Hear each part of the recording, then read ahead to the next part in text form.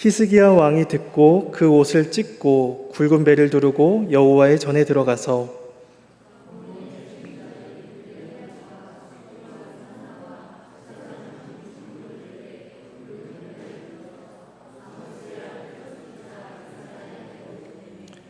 그들이 이사야에게 이르되 히스기야의 말씀이 오늘은 환난과 징벌과 모욕의 날이라.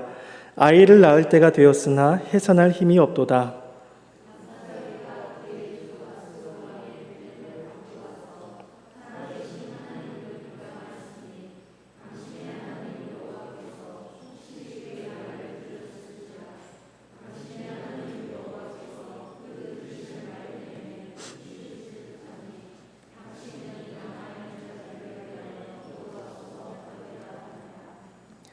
이와 같이 히스기야 왕의 신복이 이사야에게 나아가니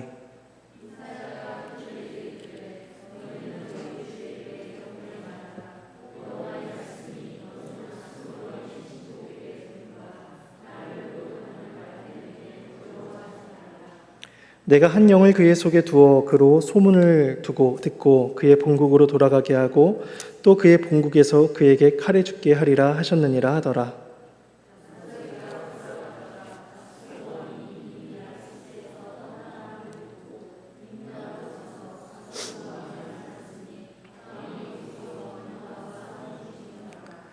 아수르 왕은 구스 왕 디르하가가 당신과 싸우고자 나왔다함을 듣고 다시 히스기야에게 사자를 보내며 이르되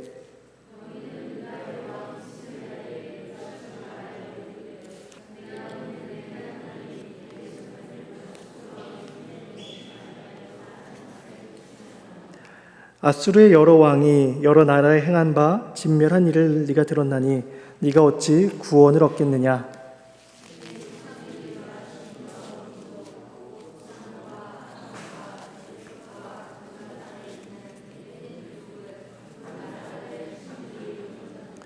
하맛 왕과 아르밧 왕과 스바라임 성의 왕과 헤나와 아와의 왕들이 다 어디 있느냐 하라 하니라.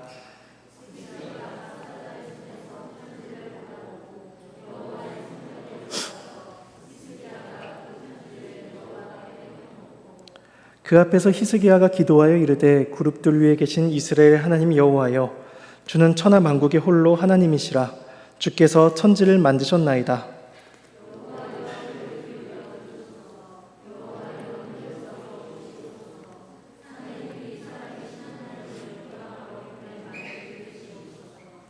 여호와여, 아수르 여러 왕이 과연 여러 민족과 그들의 땅을 황폐하게 하고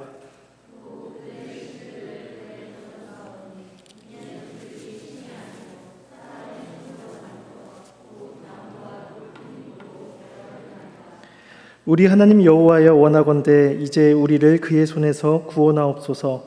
그리하시면 천하 만국이 주 여호와가 홀로 하나님이신 줄 알리이다 하니라.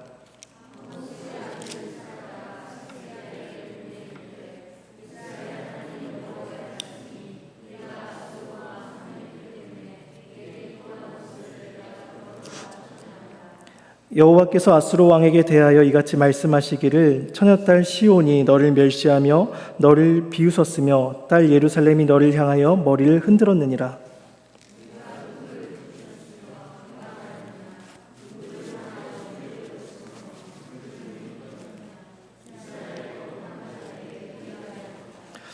네가 사자들을 통하여 주를 비방하여 이르기를 내가 많은 병거를 거느리고 여러 산 꼭대기에 올라가며 레바논 깊은 곳에 이르러 높은 백향목과 아름다운 잣나무를 베고 내가 그 가장 먼 곳에 들어가며 그의 동산에 무성한 수풀에 이르리라.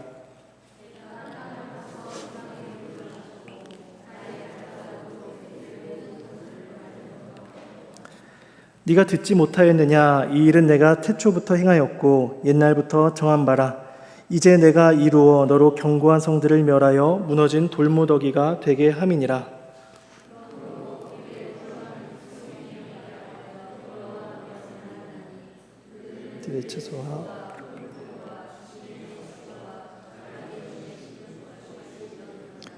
네 거처와 네 출입과 네가 내게 향한 분노를 내가 다 아노니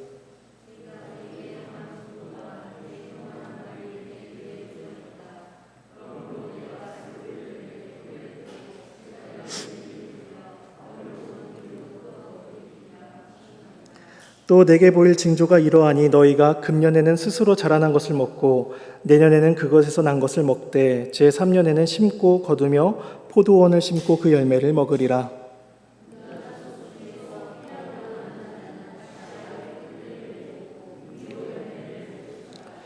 남은 자는 예루살렘에서부터 나올 것이요 피하는 자는 시온산에서부터 나오리니 여호와의 열심히 이 일을 이루리라 하셨나이다 하니라.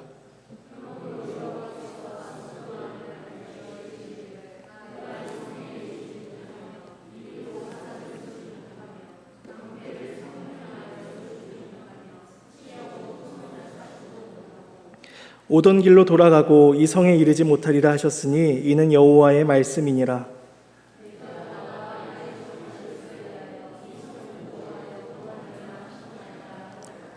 이 밤에 여호와의 사자가 나와서 아수르 진영에서 군사 18만 5천 명을 친지라. 아침에 일찍이 일어나 보니 다 송장이 되었더라.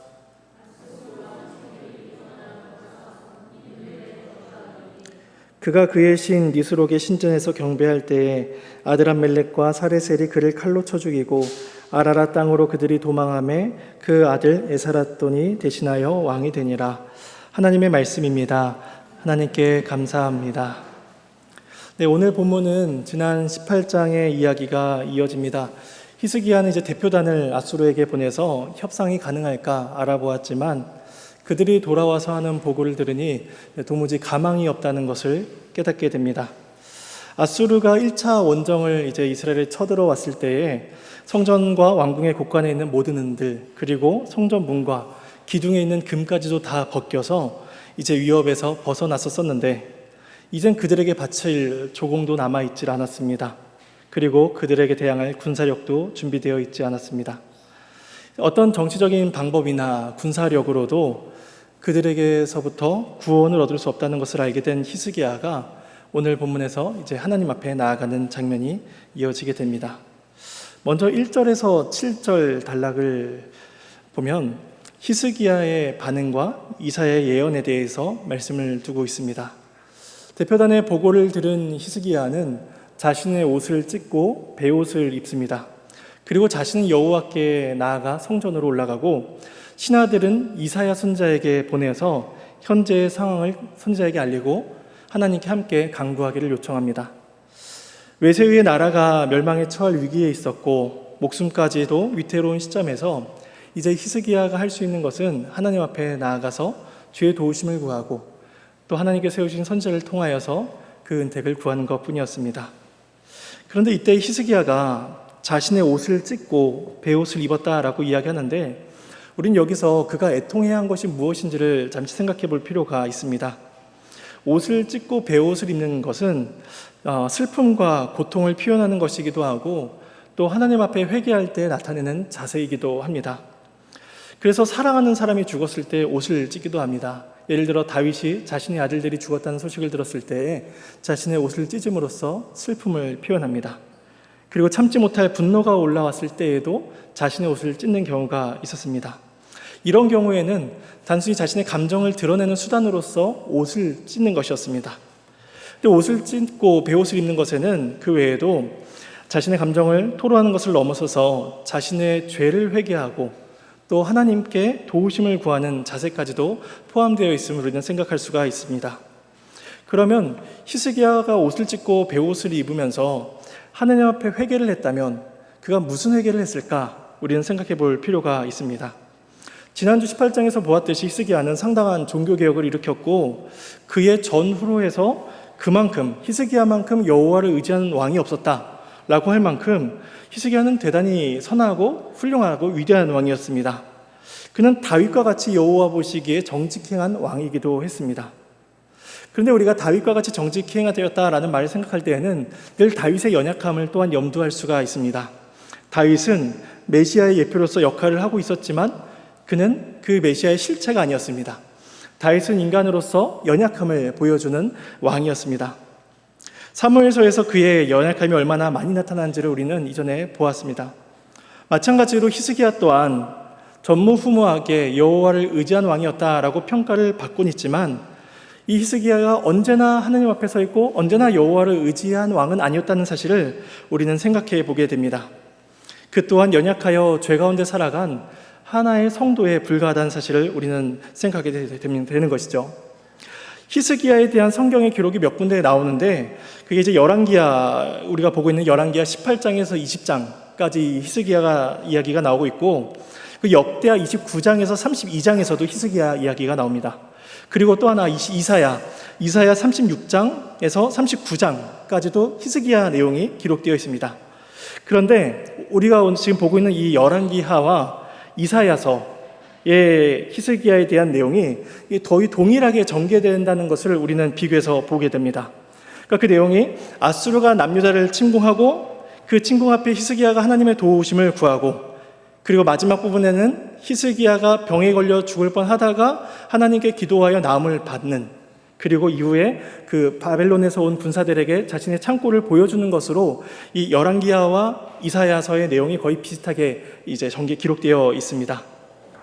그리고 이제 히스기야의 발병과 회복에 대한 내용은 우리가 다음 주 20장에서 보게 될 것입니다. 근데 우리가 이 히스기야의 내용과 관련해서 생각해 볼 것은 이 히스기야에 대한 내용이 시간적인 순서를 따라서 기록되어 있지 않다는 것입니다. 그래서 시간적인 순서대로 보자면 오히려 마지막 부분에 나오는 히스기야의 그 병의 발병과 회복, 그리고 모든 창고를 바벨론 군사들에게 보내주는 사건이 가장 먼저 있게 됩니다. 그 일이 있은 이후에 아수르가 침공하고 그 침공 이후에 하나님께 기도하는 일을 하게 되는 것이죠.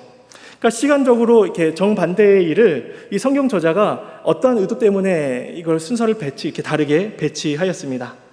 근데 저자가 그 의도를 가지고 성경을 기록하였는데 이에 대해서는 우리가 오늘 살펴볼 내용은 아닌 것 같습니다. 우리가 오늘 본문에서 생각해 볼 것은 그 시간 순서를 떠올려야 됩니다. 그 히스기야가 죽을 병에서 기도하여 나음을 받았다면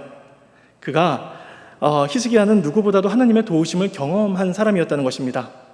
히스기야는 누구보다도 기도 응답의 은혜를 경험한 사람이었습니다. 그러니까 죽음에서 낫게 하신 이가 하나님이시라면 그는 그의 평생을 도우시며 그의 평생을 인도하실 분이 하나님이시라는 사실을 기억하면서 하나님만을 의지하며 겸손하게 자신에게 주어진 왕의 직분을 감당해야만 했던 것입니다.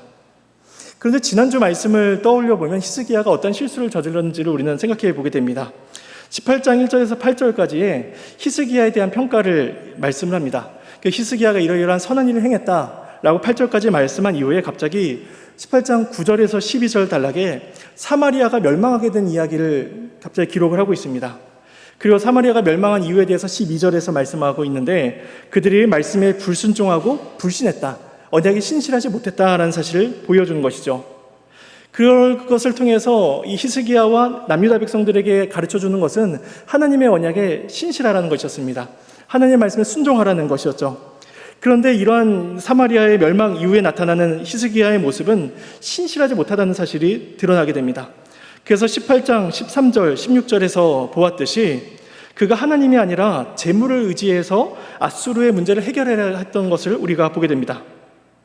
그래서 모든 금과 기둥에 있는 금과 그 성전 문에 있는 금까지도 다 긁어 모아서 그것으로 이제 아수르를 돌려보내고 그 문제를 해결하려고 했던 것이죠. 하지만 이처럼 돈으로 문제를 해결했던 히스기야의 태도는 이내 똑같은 문제에 직면하게 됩니다. 돈을 받고 물러났던 아수르가 얼마 지나지 않아 다시 쳐들어오게 된 것입니다. 그 히스기야가 지금까지 의지했던 금은보화가 아무런 효력이 없다는 것이 드러나는 순간이었던 것이죠. 이제 그에게 남은 것은 이제 한 가지였습니다. 그가 할 수 있는 모든 수단은 다 사라져 버렸고 히스기야가 할 수 있는 방법은 단 하나였습니다. 그것은 뭐냐면 자신을 병에서 낫게 하셨던 그 하나님께 나아가는 것입니다. 아까 말씀드렸다시피 히스기야는 병에서 낫는 사건이 더 먼저 있었습니다. 하나님만이 자신을 죽을 병에서 낫게 하셨던 것처럼 이제는 그 하나님만이 자신을 아수르의 위협으로부터 건지실 수 있음을 그가 깨닫고 나아가야 했던 것이죠. 그러니까 히스기야가 자신의 옷을 찢고 베옷을 입고 슬픔을 토로하며 하나님 앞에 죄를 애통해하며 나아갔던 그것은 자신의 연약함과 하나님 앞에 불신했던 자신의 모습을 하나님 앞에 올려드리는 것이었을 것입니다. 분명히 하나님께서 그를 낫게 하셨고 분명히 하나님의 살아계심을 보여주셨음에도 불구하고 그의 마음이 교만하여서 자신의 금은보화를 자랑하며 그것으로 자신의 문제를 해결하려 했던 것, 그는 자신의 죄악을 해결할 수밖에 없었습니다. 히스기야가 이에 성전으로 나아갑니다. 그 성전은 왕이신 하나님께서 자정에 계시는 곳이었습니다. 18장에서 랍사게는 자신의 왕을 가리켜서 대왕이라고 표현하면서 굉장히 오만한 태도를 보였습니다. 모든 나라가 그 앞에 굴복했으니 아수르 왕을 가리켜서 대왕이다라고 표현할 만합니다. 하지만 온 우주와 만물 또 그 안에 운영되는 모든 것을 다스리시는 진짜 대왕은 아수르의 왕이 아니라 이스라엘에 계신 하나님이셨습니다. 하나님은 이스라엘의 성전에 자정에 계셨고 히스기야는 왕 중의 왕이신 하나님께서 자신을 도와주시기를 바라며 그 대왕이 계시는 성전으로 나아가고 있는 것입니다. 그리고 그는 선지자에게는 또 사신을 보내서 자신의 상황을 알리고 함께 강구하기를 요청합니다. 이때의 선지자는 이사야 선지자였습니다. 그는 하나님의 말씀을 대언하는 자였고 하나님께서는 그를 통하여 하나님의 뜻을 알리시고 사람들의 인생 가운데 하나님께서 직접 관여하셨습니다. 그래서 우리는 열왕기 상에서 오늘도 오전 말씀에 보았듯이 엘리야와 엘리사 같은 선지자를 통해서 하나님께서 자기 백성들에게 얼마나 깊숙하게 얼마나 깊이 있게 관여하시는지를 우리는 볼 수가 있었습니다. 그래서 히스기야는 자신은 성전에 나아가 왕이신 하나님께 도움을 구하고 또한 이사야를 통하여서 하나님의 뜻을 묻고자 했던 것, 이것은 선지자에 대한 그의 이해와 믿음 때문이었던 것이죠. 그가 이렇게 하나님 앞에 도우심을 구했을 때 하나님께서는 그 선지자를 통하여서 자신의 뜻을 알려주십니다. 내가 유다를 구원할 것이니 아수르를 두려워하지 말라. 이 구원의 약속이 주어지고 있는 것이죠. 이제 하나님의 약속이 주어졌습니다. 그런데 중요한 것은 그 약속의 성취가 아직 이루어지지 않고 있다는 것입니다. 하나님은 약속하셨는데 아수르의 겁박은 더욱더 심해져만 갑니다. 이게 이제 8절에서 19절 단락입니다. 8절에서 19절은 사네립의 태도와 그에 대한 히스기야의 반응이 나오고 있습니다. 히스기야가 순순히 항복하지 않고 성전에 들어갔다 혹은 나오지 않았다라는 소식이 들리니 이제 그 사네립 왕에게 나아갑니다. 그래서 사네립 왕은 이스라엘 북쪽에 있는 림나라는 곳에서 전투를 하고 있는 중이었습니다. 랍사게가 보고를 하자 그 아수르 왕은 히스기야의 태도를 들으면서 굉장히 분노가 치밀었을 것입니다. 자신들이 북이스라엘도 쉽게 멸망시켰는데 그 북이스라엘보다 군사력도 훨씬 약한 남유다가 자신들에게 항복하지 않고 그렇게 성 안에서 버티고 있으니 아수르 대왕은 마음만 먹으면 당장이라도 예루살렘을 공격하고 싶었던 것이죠. 근데 그가 림나에서 싸우고 있는 그때에 또 한 가지 소문이 들리는데 남쪽에 있는 구스 왕이 이제 아수르 자신들과 전쟁을 하기 위해서 진군을 시작했다라는 이야기를 듣게 됩니다. 그러니까 이 아수르 왕은 림나에서 전투를 하게 되고 남쪽에서 올라오는 구스, 이 구스는 이제 애굽 왕일 것이다라고 학자들이 추측을 합니다. 애굽은 늘 군사력이 강대한 것이었기 때문에 이 아수르 왕이 림나와 구스의 나라를 동시에 싸울 수가 없었던 것이죠. 그러니까 그는 전장이 나뉘어지니 예루살렘을 칠 여력이 남지가 않았습니다. 그러니까 부득이하게 군사를 보내서 당장이라도 침략을 하고 싶지만 군사를 떼어 보낼 수 없으니 히스기야에게 이제 서신, 편지를 보내는 것이죠. 그 내용이 이제 10절에서 13절의 내용인데 요약하면 이렇습니다.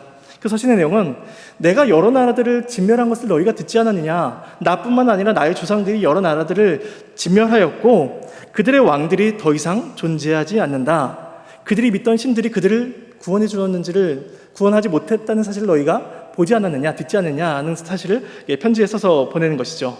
그러니까 너희도 너희 하나님이 구원해 줄 것이라는 헛된 기대를 갖지 말고 항복해라 하는 편지를 보내게 됩니다. 근데 이 왕의 편지는, 사네립의 편지는 하나님에 대한 모욕이 더욱더 심해지고 있음을 우리가 보게 됩니다. 왜냐하면 지난주에 봤던 18장에서 랍사게는 히스기야가 너희에게 여호와를 의뢰하라는 말을 듣지 말아라, 왕의 말을 듣지 말아라 라고 그렇게 이야기를 합니다. 근데 오늘 본문에서 사네립은 네가 믿는 네 하나님이 너희를 아수르의 손에 넘기지 않겠다는 말에 속지 말라라고 이야기합니다. 그러니까 왕의 말에 대한 비방에서 여호와의 말에 대한 비방으로 이제 넘어가게 되는 것이죠. 그래서 그들은 더욱더 하나님을 모욕하기 시작합니다. 이에 대해 히스기야가 어떤 반응을 보이는지 이제 살펴보기 전에 우리는 이 아수르 왕이 서신을 보낸 그 기세에 대해서, 그 행동에 대해서 잠시 생각해 볼 필요가 있을 것입니다. 사네립은 전장에 있으면서 상황이 자신의 뜻대로 이루어지지 않는다는 사실을 느꼈을 것입니다. 림나를 아직 치지 못했고 구스의 왕이 올라오고 있다는 사실을 들으면서 예루살렘을 칠 여력이 있지 않다는 것을 본인도 알았고 그것 때문에 어쩔 수 없이 협박하는 편지를 보낼 수밖에 없었던 것이죠. 그런데 그 순간에도 이 아수르 왕은 이스라엘에 대한 위협을 거두고 있지 않다는 것입니다. 도리어 자신들이 예루살렘을 칠 수 없음에도 불구하고 더욱더 비방의 강도, 위협의 강도를 높이면서 자신들에게 항복하라라고 이야기를 합니다. 물론 이거는 군사적인 당연한 어떤 계략 책략이라고 말을 할 수가 있을 것입니다. 왜냐하면 자신이 군사적인 여건이 되지 않아서 공격하지 못한다라는 것을 당연히 알리지 않았던 것이죠. 그런데 이러한 사내립의 모습 속에서 우리는 이 교회를 대적하는 또는 성도들을 대적하는 악한 영의 모습이, 악한 영의 방식을 바라보게 됩니다. 자신에게 없는 것을 있는 것처럼 위장하고 부풀리고 떠벌리는 것, 이것이 악한 영의 방식이라는 것이죠. 예수님께서 공생의 사역을 시작하시기 전에 광야에서 마귀에게 시험을 당하셨습니다. 근데 마귀가 그때 얼마나 허황되고 얼마나 거짓된 말을 하는지를 우리는 보게 됩니다. 마귀가 마지막 세 번째 시험에서 예수님을 지극히 높은 산으로 데려가서 천하 만국과 그 영광을 보이며 말하길, 내게 엎드려 경배하면 내가 이 모든 것들을 너에게 예수에게 주리라 라고 이야기를 합니다. 그러니까 피조물에 불과한 마귀가 마치 자신이 세상의 창조주인 것처럼, 세상의 창조주인 그리스도 앞에 서서 자신이 주인인 것처럼 그렇게 행동을 하는 것이죠. 우리는 우리 주변의 사람들 중에서도 자신에게 가지고 있지 않은 것을 마치 가지고 있는 것처럼 행동하고 살아가는 사람들을 가리켜서 우리는 허세가 있다라고 그렇게 이야기를 합니다. 그러니까 어떤 면에서 마귀는 누구보다도 허세에 능한 존재였습니다. 자신이 교회를 넘어뜨리고 자신이 그 성도들을 얼마든지 현혹시킬 수 있다라고 생각을 하는 것이죠. 그러면서 여호와의 말씀을 비방하며 공격을 합니다. 근데 그 마귀의 허세가 얼마나 진짜 같은지 우리는 종종 헷갈리게 됩니다. 마귀가 진짜 우리를 넘어뜨릴 것 같은, 마귀가 진짜 와서, 아수르가 진짜 와서 당장이라도 예루살렘을 함락시킬 것 같은 그러한 불안함을 우리는 마귀의 유혹 속에서 느끼게 되는 것이죠. 그리고 그 마귀의 영향 아래에 있는 이 세상의 목소리 또한 매우 강력해 보입니다. 여호와의 말씀을 믿지 말아라 라는 그들의 거짓된 속삭임이 마치 진리인 것처럼 느껴집니다. 이 세상을 다스리시는 하나님보다 이 세상이 우리들에게 약속하고 이 세상이 우리들에게 줄 수 있는 것이 더 위대하고 분명한 것처럼 느껴지게 됩니다.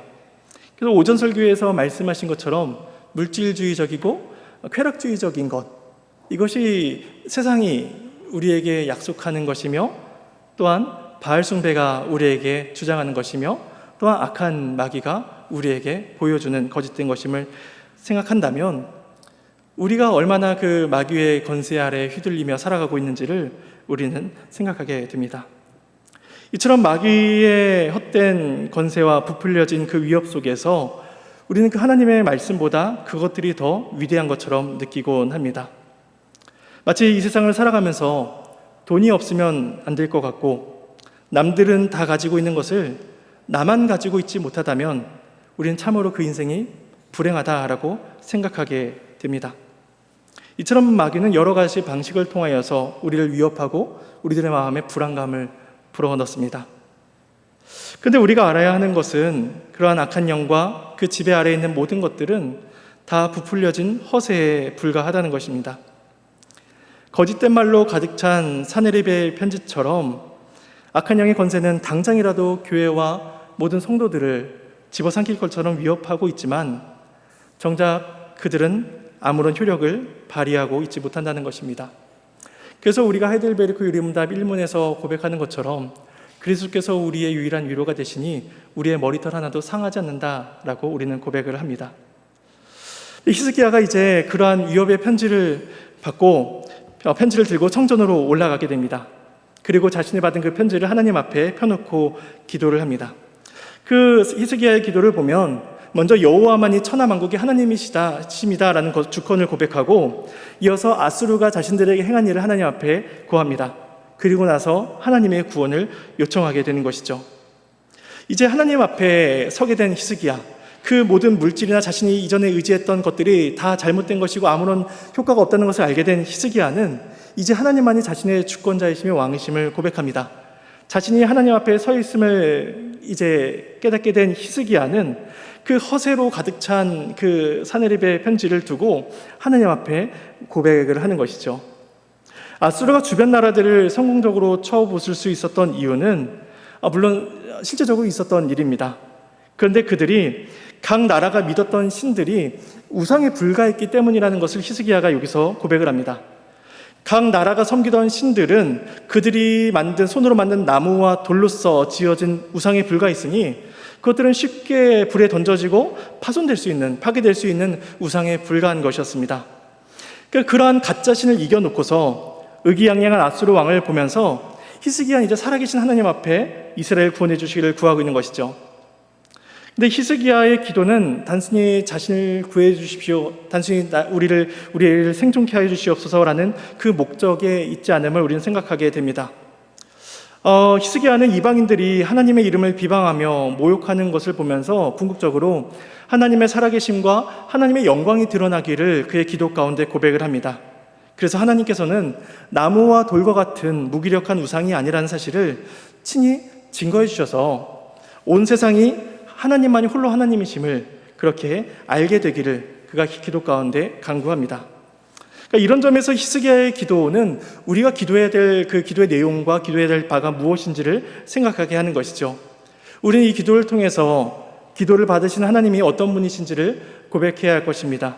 그리고 그 하나님 앞에 우리의 상황을 아뢰고 그 일을 통하여서 내가 원하는 것을 얻어내고자 하는 것이 아니라 이 일을 통하여서 하나님만이 영광을 받기를 바라는 것, 이것이 히스기야의 기도가 우리에게 주는 교훈일 것입니다. 이제 히스기야의 기도에 대한 하나님의 응답이 선지자인 이사야를 통해서 주어지게 됩니다. 하나님께서는 히스기야의 기도를 내가 들었다라고 하시면서 사네립에 대한 심판을 말씀하십니다. 그게 이제 20절에서 34절 단락에 나오는 말씀입니다. 여기 보면 하나님께서 처녀딸 시온과 딸 예루살렘이 아수르를 향해 머리를 흔들며 조롱하게 될 것이다 라고 말씀을 하십니다. 당시 고대 이스라엘에서 구약을 보면은 전쟁에서 승리한 후에 즐거워하며 춤을 추고 악기를 연주한 사람들은 주로 이제 여인들이었음을 우리는 보게 됩니다.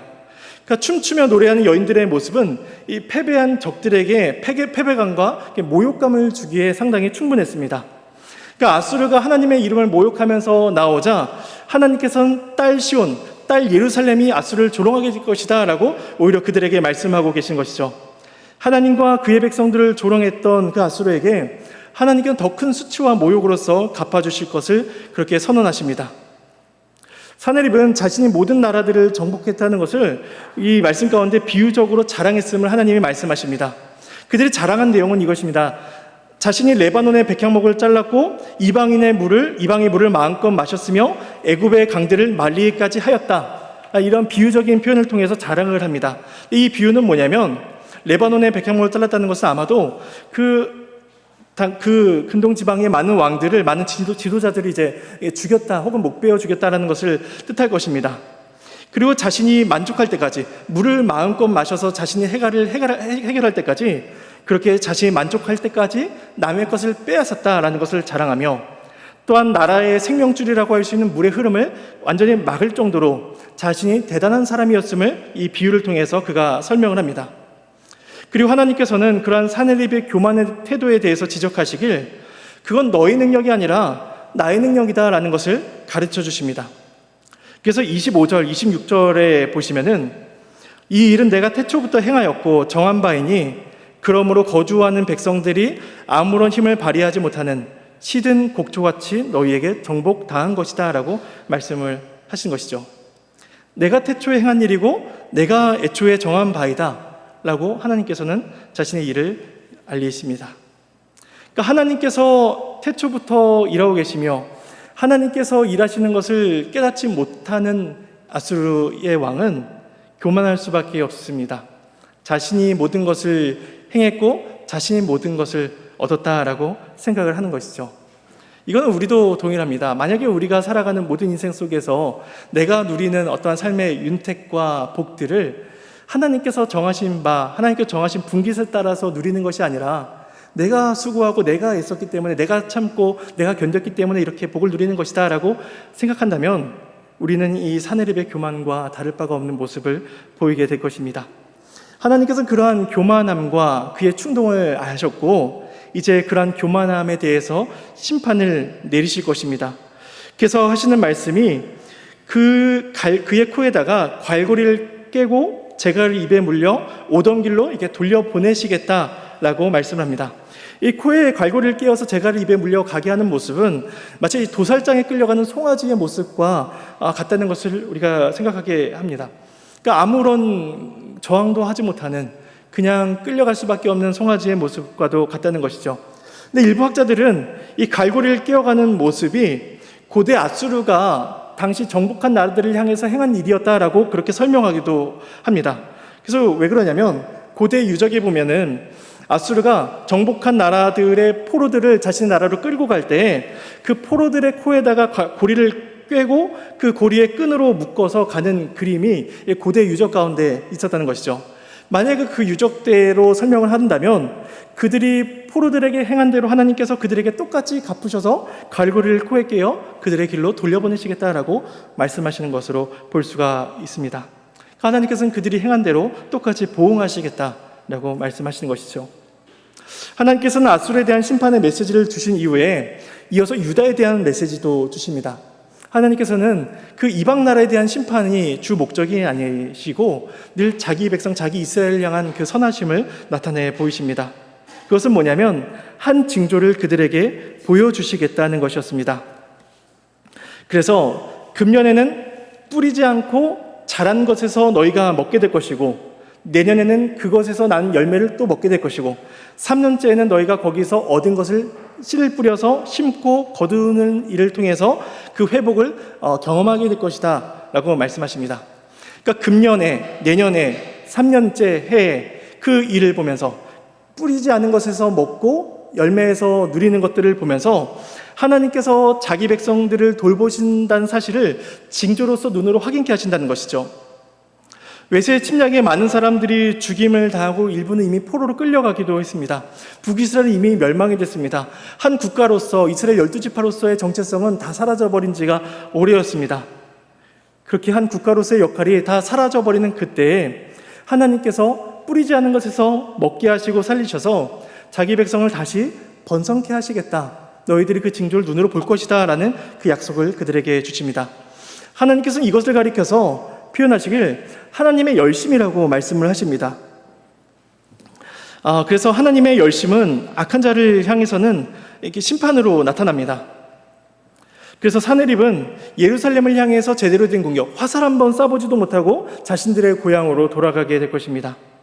반면에 하나님의 열심은 자기 백성을 향해서는 구원하시며 보호하시는 것으로 나타납니다.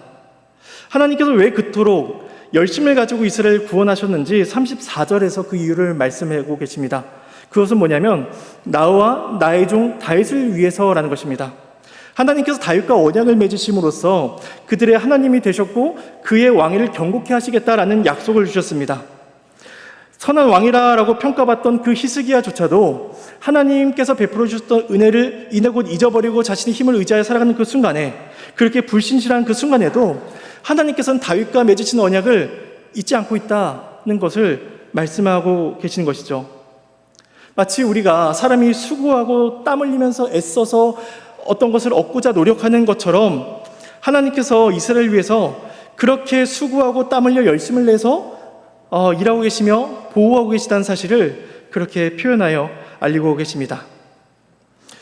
그래서 이제 마지막 단락인 35절에서 37절은 그 하나님의 말씀이 이제 성취가 되는 그 내용을 보여주고 있습니다. 선지자가 하나님의 말씀을 전하던 그날 밤에 여호와의 사자가 아수르 진영에 임하게 됩니다. 그들의 군사 18만 5천 명을 그 여호와의 사자가 하룻밤에 모두 쳐 죽이니 다음날 날이 밝으니 그 18만 5천 명이 모두 죽은 송장으로 발견이 되고 맙니다. 그리고 아수르 왕은 전쟁터를 떠나 자신의 고향으로 니느웨로 돌아가게 되는 것이죠. 그리고 아마도 해가 바뀐 해 그 다음 해인 약 주전 681년에 이 사내립이 자신이 섬기는 신 니스록의 신전에 경배를 하러 들어갑니다. 그리고 자신의 신에게 경배하러 들어가는 그때에 그 신전에서 두 사람이 그를 암살하여 죽임을 당하게 됩니다. 그가 그토록 믿고 따르던 그의 신이 자신의 신전에 들어온 자기의 백성, 자기에게 경배하러 오른 자기 백성을 보호하지 못해 죽게 만든 것이죠. 하나님께서는 이 사내립을 다른 때에 다른 장소에서 죽이실 수 있음에도 의도적으로 그가 자신의 신에게 경배하러 나갔던 그 순간에 그곳에서 그를 죽게 하십니다.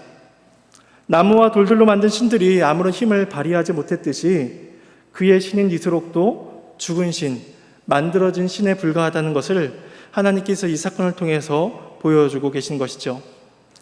히스기야는 하나님의 성전에 나아갔을 때에 구원의 메시지를 듣게 됩니다.